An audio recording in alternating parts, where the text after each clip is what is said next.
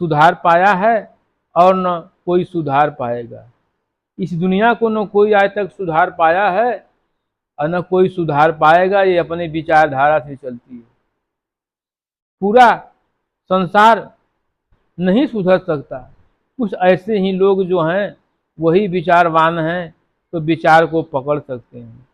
और व्यक्ति भी तभी सुधरेगा जब वह स्वयं ध्यान देगा। कबीर साहब कहते हैं कि हे संतों, सुनो, यदि कोई हठपूर्वक नरक में पड़ता है तो क्या करोगे? अगर कोई हठपूर्वक नरक में पड़ना ही चाहता है, आपकी बात मानता ही नहीं है, तो फिर आप क्या करेंगे? समझाना आपका धर्म है, समझा रहे, नहीं मान रहा है तो जो इसकी इच्छा है वो करे। आप क्या कर सकते हैं? तो आप उसे पढ़ने दीजिए। यह रोकने से न रुकेगा।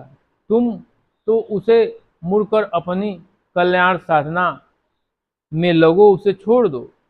कहने का तात्पर्य है कि संसार में बहुत से लोग हैं जो केवल अवगुण को ही देखते हैं, गुण को नहीं देखते हैं। और संसार तो अवगुण प्रधान है। आप अगर अवगुण को खोजने लगेंगे तो कहीं न कहीं हर इंसान के पास अवगुण आपको मिल जाएगा। खोजने वाले तो भगवान में भी अवगुण खोज लेते हैं, उनको अवगुण ही दिखाई देता है। चाहे राम हो, चाहे कृष्ण हो, चाहे गौतम हो, चाहे कबीर हो, अवगुण खोजने वाले अवगुण ढूंढ लेते हैं और अवगुण को दिखाते हैं।